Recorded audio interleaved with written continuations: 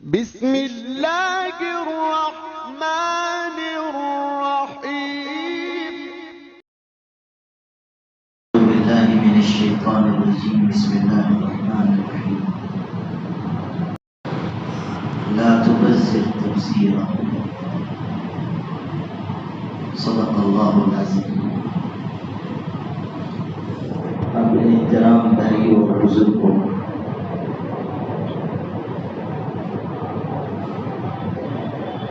اللہ تعالیٰ نے ہم سب کو اس بات کا پابند بنایا ہے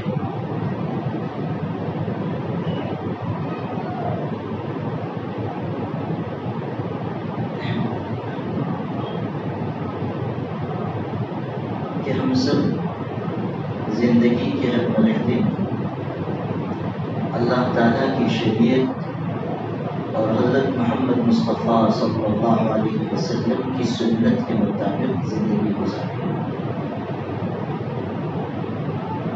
ہمیں یہ بتایا گیا ہے کہ ہماری کامیابی اسی راستے میں ہے۔ زندگی کا کوئی مرحلہ ہو، خوشی ہو یا غمی ہو، انسان آسانی میں ہو یا پریشانی میں، سفر میں ہو یا حضر میں، اسے اس بات کی پابندی کرنا ضروری ہے کہ وہ ہر مرحلے میں اللہ تعالیٰ کے دین کا پابند رہے، اپنے دل کی چاہتوں کو، اپنے ارمان اور اپنی خواہشات کو دین بنا لینا یا اپنے آپ کو آزاد خیال کر کے اپنے دل کی چاہتوں پر عمل کرنا، یہ اللہ تعالیٰ کی ناپسندیدگی کا راستہ ہے۔ اللہ تعالیٰ اس سے ناخوش اور ناراض ہوتا ہے۔ نکاح بھی زندگی کا بہت اہم موڑ ہے۔ ایک انسان کی زندگی انفرادی تھی، اب اجتماعی ہو رہی ہے۔ اب تک وہ اکیلا زندگی گزار رہا تھا، اب بیوی کے ساتھ زندگی گزارے گا، اولاد ہوگی، ایک خاندان تشکیل پائے گا۔ اسی لیے اس بات کی ہدایت دی گئی کہ نکاح کے سلسلے میں بھی سنت و شریعت کے ہر حکم پر عمل کیا جائے، جو نظام اسلام نے بتایا ہے اس کی پیروی کی جائے، جو غیر اسلامی چیزیں ہیں انہیں ہرگز اختیار نہ کیا جائے۔ اسلام نے ایک بنیادی ضابطہ یہ بھی دیا ہے کہ نکاح کا جو نظام ہے اس میں ذمہ داریاں مرد کے اوپر ڈالی گئی ہیں۔ مالی جتنے اخراجات ہیں وہ سب مرد کے ذمہ ہیں۔ قرآن مجید میں کہا گیا الرجال قوامون علی النساء بما فضل اللہ بعضهم علی بعض وبما انفقوا من اموالهم، کہ مردوں کو عورتوں پر برتری دی گئی ہے۔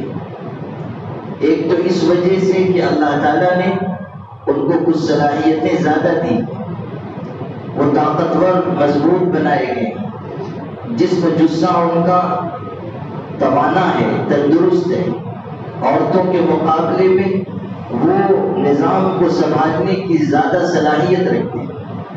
عورتوں کی ذمہ داری بالکل الگ رکھی ہے، انہیں گھر کے کاموں کو انجام دینا ہے، گھر کے نظام کو ان کو درست رکھنا ہے، کما کر لانے کی ذمہ داری بیوی پر نہیں ڈالی گئی۔ بما انفقوا من اموالهم، مردوں کو جو برتری دی گئی ہے اس کی ایک بنیاد یہ ہے کہ وہ اپنا مال خرچ کرتے ہیں، جتنے اخراجات ہیں وہ سب مرد کے ذمہ ہیں، مہر مرد کو دینا ہوگا، اور یہ بنیادی خرچ ہے جو نکاح میں رکھا گیا ہے۔ لیکن افسوس کہ مسلمان سارے اخراجات پر تو توجہ دیتے ہیں، مہر کی بات آتی ہے تو اس کو ادھار کر دیا جاتا ہے۔ ہمارے یہاں تو مالیگاؤں میں پھر بھی تھوڑی خیریت ہے الحمدللہ، لیکن اس میں بھی مسلمان یہ چاہتے ہیں کہ کم سے کم مہر طے ہو۔ بسا اوقات تو اتنا کم مہر طے ہوتا ہے کہ جس پر شاہن نکاح درست نہیں، لوگ چاہتے ہیں کہ ابھی بھی پرانے زمانے کی طرح 551 روپے مہر دے کے چھٹی پا لیں۔ یہ چلنے والی چیز نہیں ہے۔ مہر نہ بہت زیادہ ہو نہ بہت کم ہو، درمیانہ مہر رکھنا شریعت کی پسند ہے۔ کم بھی ہوگا کوئی حرج کی بات نہیں۔ اس عورت کو برکت والی عورت کہا گیا کہ جس سے نکاح آسان ہو، یعنی بہت لمبا چوڑا مہر وہ طے نہ کرے، لیکن اس کا یہ مطلب نہیں ہے کہ جو نکاح کر رہا ہے وہ چاہے کہ بس معمولی کوئی مہر دے کر نکاح ہو جائے۔ حضرت عمر رضی اللہ تعالیٰ عنہ نے یہ بات ارشاد فرمائی تھی کہ دیکھو، مہر کے سلسلے میں غلو نہ کرنا، ایک دوسرے سے سبقت لے جانے کی کوشش نہ کرنا، اس لیے کہ یہ اگر دنیا میں عزت کی اور آخرت میں کسی اونچے مقام کی چیز ہوتی تو حضور صلی اللہ علیہ وسلم زیادہ مہر طے کرتے۔ آپ صلی اللہ علیہ وسلم نے مہر کی جو مقدار متعین کی اپنے نکاح کے سلسلے میں اور اپنی بیٹیوں کے نکاح کے سلسلے میں، وہ اوسط درجے کی مہر، نہ بہت زیادہ ہے نہ بہت کم ہے۔ تو مہر کے سلسلے میں بھی یہ مزاج ہونا چاہیے کہ مہر نقد ادا کر دیا جائے، اس لیے کہ وہ بیوی کا حق ہے اور یہ بنیادی خرچ ہے جو مرد کے ذمہ ہے۔ لیکن عام طریقے پر بہت سی جگہوں پر اب بھی مہر ادا نہیں کیا جاتا، کہتے ہیں بعد میں دیں گے، اور بعد میں وہ سال ہر سال گزر جاتے ہیں، مہر ادا نہیں کیا جاتا۔ پہلے تو یہ ہوتا تھا کہ موت کا وقت آ گیا، مہر ادا ہی نہیں ہوا تو لوگ وہ بڑی بھی کو پکڑ کے لاتے تھے کہ چلو ہم مرتے دم مہر معاف کر دو۔ وہ بھی بیچاری ہانپتی کانپتی آتی تھی اور کہتی تھی کہ میں نے مہر معاف کیا، اس لیے کہ وہ بیچاری سمجھتی تھی کہ جیتے جی تو دیا نہیں ہے، مرتے دم کیا دے گا، تو معاف کرنے ہی میں خیریت ہے، تو میں نے معاف کیا۔ مہر ذمہ ہے مرد کی، ذمہ داری دی گئی ہے مرد کو، ولیمہ کرے گا مرد کرے گا، جو اور اخراجات ہوں گے وہ بھی مرد کے ذمہ ہے۔ لڑکی پر یا لڑکی کے گھر والوں پر کوئی خرچ نہیں رکھا گیا۔ جہیز کا جو مطالبہ ہو رہا ہے یا جہیز کو جو ایک دباؤ کی چیز سماج میں بنا دیا گیا ہے، یہ ہماری آپ کی بری حرکت ہے، یہ ہماری غلط روش ہے۔ اسلام نے اس کی کوئی تاکید نہیں کی۔ حضور صلی اللہ علیہ وسلم نے اپنی بیٹی حضرت فاطمہ کو جو چند چیزیں عنایت فرمائی تھی وہ آپ نے اپنے پاس سے نہیں دی تھی۔ حضرت علی رضی اللہ تعالیٰ کی ایک زرہ تھی، حضرت علی بھی آپ کے ساتھ رہتے تھے، حضرت ابو طالب کے بیٹے تھے، حضرت ابو طالب کی کئی اولادیں تھیں اور انہوں نے بچپن میں حضور کی پرورش کی تھی، اس لیے کہ آپ یتیم ہو گئے تھے تو انہوں نے حضور کی پرورش کی تھی۔ جب آپ صلی اللہ علیہ وسلم کچھ بڑے ہوئے تو آپ کو یہ احساس ہوا کہ میرے چچا معاشی لحاظ سے تندرست ہیں، اولاد زیادہ ہے، ان کو پریشانی ہوتی ہے، تو آپ نے حضرت علی کو اپنی کفالت میں لے لیا کہ ان کی میں پرورش کروں گا۔ چنانچہ وہ آپ کے گھر میں پلے پڑے، آپ نے ان کے اخراجات کی ذمہ داری لی تھی، اور جب نکاح کا مرحلہ آیا تو اب ایک طرف آپ کی صاحبزادی ہے اور ایک طرف حضرت علی ہے۔ حضرت علی آپ کے بیٹے جیسے ہوئے اس لیے کہ آپ ہی نے ان کی پرورش کی تھی، اور اب آپ چاہتے ہیں کہ بیٹے اور بیٹی کو دوسری جگہ رکھ دیں، ایک ایسا شخص جو آپ کے بیٹے کے درجے میں ہے، اس لیے کہ آپ نے کفالت کی ہے، آپ صلی اللہ علیہ وسلم نے پرورش کی ہے، آپ نے ان کے اخراجات اٹھائے۔ تو آپ صلی اللہ علیہ وسلم نے حضرت علی سے کہا کہ تمہارے پاس کچھ ہے؟ انہوں نے کہا میرے پاس کوئی رقم نہیں ہے، زرہ ہے۔ آپ نے کہا بیچ دو۔ انہوں نے وہ زرہ حضرت عثمان رضی اللہ تعالیٰ عنہ کے ہاتھ فروخت کی، 480 درہم میں بیچی تھی۔ حضرت عثمان رضی اللہ تعالیٰ عنہ نے وہ زرہ خریدی، رقم ادا کر دی، اس کے بعد حضرت عثمان نے وہ زرہ دوبارہ حضرت علی کو دی اور کہا کہ اب یہ زرہ میری طرف سے آپ کے لیے ہدیہ ہے، اس کو میری طرف سے قبول فرما لیجیے۔ حضرت علی کو زرہ واپس کر دی، پہلے تو ان سے خریدا، رقم بھی ادا کی، اس کے بعد پھر ان کو تحفے میں واپس کر دیا۔ حضور صلی اللہ علیہ وسلم کے پاس جا کر حضرت علی نے پوری بات کہی. حضور صلی اللہ علیہ وسلم بہت خوش ہوئے. حضرت عثمان کو آپ نے دعائیں دی، برکت کی، رحمت کی دعائیں آپ نے ان کے لیے فرمائی. اور وہ جو رقم تھی 480 درہم، آپ نے اس رقم کا کچھ حصہ حضرت علی کو دیا، کہا کہ اس سے نکاح کا انتظام کرو. کچھ حصہ آپ نے حضرت ام سلیم کو دیا اور کہا کہ فاطمہ کے لیے گھر میں استعمال ہونے والی کچھ چیزیں لے کر آ جاؤ. اس لیے کہ دونوں خالی ہاتھ تھے، نہ حضرت فاطمہ کے پاس کچھ تھا نہ حضرت علی کے پاس کچھ تھا، اور اب ان کو نئی جگہ جا کر رہنا ہے. تب آپ صلی اللہ علیہ وسلم نے یہ انتظام کیا.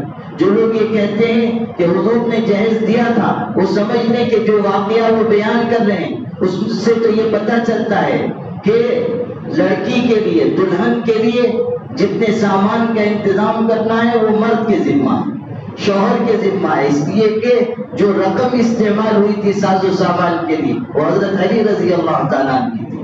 ان کی رقم سے آپ نے انتظام کروایا اور خود اس لیے انتظام کیا کہ حضرت علی بھی آپ کے گھر میں تھے، حضرت فاطمہ آپ کی صاحبزادی تھی، اور ان کے علاوہ جو حضور کی بیٹیاں ہیں، حضرت زینب رضی اللہ عنہ، حضرت ام کلثوم، حضرت رقیہ، آپ دیکھیں گے کہ کسی کے نکاح کے موقع پر کوئی چیز دینا آپ سے ثابت نہیں. نہ حضرت ابو العاص کو، حضور کے داماد تھے، نہ حضرت عثمان غنی کو، اس لیے کہ وہ خود مالدار تھے. حضرت عثمان سے شادی ہوئی حضرت رقیہ رضی اللہ تعالیٰ عنہ کی، کوئی سامان نہیں دیا گیا. حضور صلی اللہ علیہ وسلم کی صاحبزادیاں اور بھی تھیں، ان کے یہاں ان کے نکاح کے موقع پر کوئی چیز نہیں دی گئی. یہ علامت ہے اس بات کی کہ حضور صلی اللہ علیہ وسلم نے بتایا ہے اپنے عمل سے کہ نکاح کے اخراجات کی ذمہ داری شوہر کی ہے، نکاح کے اخراجات کی ذمہ داری مرد کی ہے، عورت پر بوجھ نہیں رکھا گیا. یہ تو عجیب سی بات ہوئی کہ لڑکی بھی دی جائے، ساز و سامان اور مال بھی دیا جائے، اور اس کے بعد بھی سسرال والے مطالبہ کرتے رہیں، اور جہیز کی ہوس ایسی دل میں پیوست ہو کہ فہرست بنا کر دی جائے کہ ہم کو یہ سامان چاہیے اور وہ سامان چاہیے. نہ ملے تو اس لڑکی کا جینا دو بھر کر دیا جائے، اس کو قتل کر دیا جائے. نہ جانے کتنی بچیاں جہیز کی رسم کی بھیڑ چڑھ چکی. ابھی چند دن پہلے کرناٹک میں 3 مہینے کی دلہن تھی اظہار نام کی، اس کے جہیز میں ماں باپ نے خاصا سامان دیا، 2.5 لاکھ روپے نقد بھی دولہا کو دیے گئے، سونے کی چین دی گئی، گھڑی دی گئی، وغیرہ وغیرہ وغیرہ. اس کے باوجود مطالبہ جاری رہا، روزانہ اس لڑکی کو مارا جاتا رہا، یہاں تک کہ ایک دن کوکر سے اور برتنوں سے مار کر، ابھی چند دن پہلے کولار ضلع ہے کرناٹک میں، وہاں اس کو مار کر ختم کر دیا گیا. 3 مہینے کی دلہن تھی، جان دے دی گئی. آپ غور کیجیے کہ یہ صورتحال کتنی دردناک ہے کہ جہیز کے نام پر کتنی بچیاں اس طرح بھیٹ چڑھائی جا رہی ہیں. کتنی عورتیں ہیں کہ جن کے ساتھ نکاح کے 10 سال 20 سال بعد تک اسی بنیاد پر ظلم ہوتا ہے کہ تم سامان کب لے کر آئی، تمہارے ماں باپ نے جہیز کب دیا. مال کی ہوس لوگوں کے دل میں گھس گئی.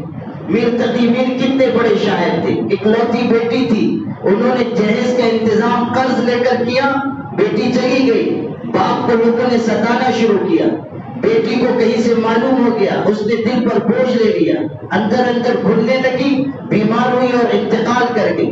اب جب شاعر کے دروازے پر لاش آئی بیٹی کی کفن میں لپٹی ہوئی تو کیسا پردرد شعر اس شخص نے کہا، کہتا ہے اب آیا ہے خیال اے آرام جہاں اس نامرادی میں، کفن دینا تجھے بھولے تھے ہم اسباب شادی میں. یعنی ایک چیز رہ گئی تھی جو ہم تجھ کو تیرے جہیز میں دینا بھول گئے تھے، کفن بھی رکھ کر دے دیتے تو زیادہ ٹھیک ہوتا. یہ کیسی سنگین صورتحال ہے. ہم نے اسلامی نظام نکاح کو مذاق بنایا، جبری لین دین ہو رہا ہے، مطالبات ہو رہے ہیں. وہ رشتہ جس کی بنیاد اخوت و محبت پر رکھی گئی تھی، الفت پر رکھی گئی تھی، ہم نے اس کو اس طرح تباہ و برباد کیا ہے کہ پہلے دن جبکہ رشتے کی بنیاد پڑ رہی ہے وہیں سے بغض و عداوت شروع ہو رہا ہے. ادھر سے یہ مطالبہ ہو رہا ہے، ادھر سے یہ کمی کی بات کی جا رہی ہے. اس طرح کیسے 2 خاندان ملیں گے؟ اس طرح کیسے میاں بیوی سکھ چین کی زندگی گزار سکیں گے؟ یہ رشتہ تو ایک دوسرے پر اعتماد چاہتا ہے، یہ رشتہ تو آپس کی الفت اور محبت چاہتا ہے. ماں باپ نے اپنی بیٹی کو خون جگر ماں نے اپنی بیٹی کو خون جگر پلا کر بڑا کیا، باپ نے شفقتوں کے سائے میں اس کو پروان چڑھایا، اب اپنی وہ تو کھلائی اولاد کو وہ اپنے گھر سے رخصت کر رہے ہیں، کسی کے حوالے کر رہے ہیں، ان کے دل میں 100 طرح کے اندیشے ہیں۔ کیا یہ بات مناسب نہیں تھی کہ لڑکی کا اس طرح اعزاز و استقبال کیا جاتا، گویا کہ وہ اللہ کی طرف سے کوئی تحفہ عطا کیا گیا ہے؟ اس کے ساتھ مال کا مطالبہ کرنا، جہیز کا مطالبہ کرنا، یہ اس بات کی علامت ہے کہ ہماری نگاہ میں انسانی جان کی کوئی قدر و قیمت نہیں ہے، ہم تو مال کے حریص ہیں، ہم تو اسباب چاہتے ہیں، اور دلہن کی یا بہو کی ہماری نگاہ میں کوئی قیمت نہیں ہے، ہم تو بس مال و زر کے لیے نکاح کر رہے ہیں یا کروا رہے ہیں۔ یہ چیز ہرگز مناسب نہیں۔ جہیز کو جو شکل ہمارے معاشرے میں دی گئی ہے اور جس طرح کا لین دین ہو رہا ہے، یہ سب قطعاً حرام ہے۔ اسلامی شریعت میں کہیں اس کی کوئی گنجائش موجود نہیں ہے۔ یہ تو ہم نے غیر مسلموں سے سیکھا ہے، یہ ہم نے ان کا طریقہ اختیار کیا ہے۔ وہ اپنے ہاں بیٹیوں کو وراثت میں کوئی حصہ نہیں دیتے ہیں، جب بیٹی رخصت ہوتی رہتی ہے اس کو مال دے کر بھیج دیتے ہیں، کنیا دان کہتے ہیں کہ بس اس کو دے دیا گیا، مال دے دیا گیا، رخصت کر دیا گیا، اب اس کو وراثت میں کوئی مال نہیں ملنے والا۔ اسلام نے تو بتایا کہ مال تھوڑا ہو یا زیادہ بیٹے کو بھی ملے گا اور بیٹی کو بھی اس میں سے حصہ ملے گا، محروم نہیں کیا جا سکتا۔ اگر کوئی اپنی بہن کو وراثت میں حصہ نہیں دیتا ہے وہ حرام کاری کا مرتکب ہوتا ہے، وہ خدا کی نگاہ میں بہت بڑا مجرم ہے۔ اگر کسی نے اپنی بہن کا 1000 روپیہ بھی وراثت کا دبا کر رکھا ہے، وہ چاہے تہجد گزار کیوں نہ ہو، قیامت کے دن اس کا مواخذہ ہوگا۔ نماز پڑھنے سے، تلاوت کرنے سے، ذکر اذکار کرنے سے اور اپنے آپ کو دیندار کہنے یا کہلوانے سے حقوق معاف نہیں ہوں گے۔ خدا تعالیٰ کے ہاں دیکھا جائے گا کہ انسان نے کس کا حق دیا ہے، کس کا حق دبایا ہے۔ یہ چیز چلنے والی نہیں ہے کہ آپ ظاہری دینداری کو اختیار کریں، آپ داڑھی رکھ لیں، لمبا کرتا پہن لیں، نماز پڑھنے لگ جائیں، کوئی دین کا کام کرنے لگ جائیں اور آپ سمجھیں کہ اب تو ہم جنت میں جانے کے لائق بن گئے۔ یاد رکھیے گا کہ جب تک معاملات کی صفائی نہیں ہوگی، حقوق کی ادائیگی نہیں ہوگی، ایک شخص کے ساتھ حسن سلوک نہیں ہوگا، وراثت کو صحیح طریقے سے تقسیم نہیں کیا جائے گا، رسوم و رواج اور بدعات و خرافات سے اپنے آپ کو محفوظ نہیں رکھا جائے گا، اس وقت تک اللہ کی نگاہ میں ہم کامیاب نہیں ہو سکتے۔ دنیا لاکھ ہمیں کامیاب سمجھے، دنیا لاکھ ہمیں دیندار اور متقی اور پرہیزگار خیال کرے، لیکن خدا کی نگاہ سے کوئی عمل چھپا ہوا نہیں ہے۔ اگر ہم تنہائیوں میں بھی کسی کا حق مارتے ہیں، کوئی چوری کرتے ہیں، کوئی گناہ اور معصیت کے ارتکاب کرتے ہیں، خدا کی نگاہ ہمارے عمل پر ہے۔ خطبہ نکاح میں حضور صلی اللہ علیہ وسلم سب سے پہلے جو آیت تلاوت کرتے تھے، اس آیت کے اختتام ہوا ہے ان اللہ کان علیکم رقیبا، اللہ تعالیٰ تم پر نگہباں مقرر ہے، اللہ دیکھ رہا ہے تم کیسا عمل کر رہے ہو۔ نکاح کے موقع پر یاد دلایا جا رہا ہے کہ وہ نکاح کرنے والے سن لے، اگر تو کوئی غلط کام کرے گا، اگر اپنی بیوی کو ستائے گا، اگر مال کی ہوس میں مبتلا ہوگا، اگر کسی اور قسم کی کوئی معصیت کرے گا تو اللہ تجھ کو دیکھ رہا ہے۔ ان اللہ کان علیکم رقیبا۔ حضور صلی اللہ علیہ وسلم نکاح کے خطبے میں آیتیں صرف برکت کے لیے نہیں تلاوت کرتے تھے، پیغام دیا جاتا تھا، سمجھایا جاتا تھا، آئندہ زندگی کے بارے میں ہدایت دی جاتی تھی کہ تمہیں کس طرح کی زندگی گزارنی ہے، تمہیں اللہ کے احکامات کی کس طرح پیروی کرنی ہے۔ ان اللہ کان علیکم رقیبا، زندگی کے ہر مرحلے میں، خلوت و جلوت میں، تنہائی میں اور مجمع میں، کسی کے سامنے اور کسی کے پیچھے، ہمیشہ یہ یاد رکھنا کہ کوئی نگاہ تم کو دیکھ رہی ہے۔ اللہ تعالیٰ تمہاری باتوں کو سن رہا ہے، تمہارے اعمال پر اس کی نگاہ ہے، اللہ نگہبان مقرر ہے۔ کیوں بار بار کہا گیا کہ اللہ سے ڈرنا؟ کیوں کہا گیا اللہ سے اس طرح ڈرنا جیسے اللہ سے ڈرنے کا حق ہے؟ اس لیے کہ بغیر تقویٰ کے اور بغیر پرہیزگاری کے ازدواجی زندگی خوشگوار نہیں ہونے والی۔ جہیز کی تباہ کاریاں کس قدر بڑھی ہوئی ہیں آپ اندازہ نہیں کر سکتے۔ ایک شہر میں میرا جانا ہوا، وہاں پتہ چلا کہ مہاراشٹر کا شہر تھا، جانا ہوا پتہ چلا کہ 2 مسلمان لڑکیاں 2 ہندوؤں کے ساتھ بدکاری کرتی ہوئی فلاں ہوٹل میں پکڑی گئی۔ جب معاملے کی تحقیق کی گئی تو یہ پتہ چلا کہ یہ دونوں جو لڑکیاں ہیں ان کی ایک چچازاد بہن ہے، ان سے کچھ عمر میں بڑی، اس کی نسبت کہیں طے ہوئی تھی اور وہاں نکاح کی تاریخیں قریب تھیں، لیکن سسرال والوں نے مطالبہ کیا کہ جب تک مہاراجا پلنگ ہمیں نہیں دیا جائے گا جہیز میں، ہم نکاح نہیں ہونے دیں گے۔ اب باپ مفلوج بستر پر پڑا ہوا ہے، کمانے کی سکت نہیں ہے، کوئی گھر میں مرد کمانے والا نہیں ہے، پاس پڑوس کے لوگوں سے مدد کی گزارش کی گئی، کسی نے کوئی مدد نہیں کی، تو یہ دونوں بہنوں نے جو چھوٹی تھی یہ سوچا کہ جب تک اس کا نکاح نہیں ہوگا ہماری بھی شادی نہیں ہوگی، چنانچہ دونوں نے جسم بیچنا شروع کیا کہ ہم پیسے جمع کریں، 1,00,000 روپے کا مہاراجہ پلنگ، جب اتنی رقم ہو جائے گی تو ہم یہ پلنگ اپنی بہن کو دے کر رخصت کر دیں گے تاکہ ہمارے نکاح بھی ہو سکے، ہمارے لیے بھی راستے کھل سکے۔ آپ غور کیجئے کہ رسوم و رواج نے ہمیں کہاں لا کر کھڑا کر دیا، جو چیز شریعت میں نہیں تھی ہم نے اس کو اختیار کر لیا، نکاح کا نظام جو بالکل سادہ اور آسان تھا ہم نے اس کو مشکل بنا دیا۔ قرآن کہہ رہا ہے کہ دیکھو اللہ تعالیٰ سے ہر حالت میں ڈرنے کا معمول اور مزاج بناؤ، اور اس بات کا بھی خیال رکھو کہ کہیں بھی کسی بھی مرحلے میں فضول خرچی کے مرتکب نہ ہو۔ مال کی حرص و ہوس پر قرآن کاری ضرب لگاتا ہے، قرآن تو بتاتا ہے کہ جو مال دنیا کا حریص ہوگا وہ انسان خدا کی نگاہ سے گر جائے گا۔ دنیا کی زندگی میں جو مال و اسباب کے پیچھے بھاگے گا جہنم کی آگ اس کا ٹھکانہ ہے۔ دنیا کی زندگی کی حقیقت کھولی گئی، وَمَا الْحَيَاةُ الدُّنْيَا إِلَّا مَتَاعُ الْغُرُورِ، یہ دنیا کی زندگی تو بس دھوکے کا سامان ہے۔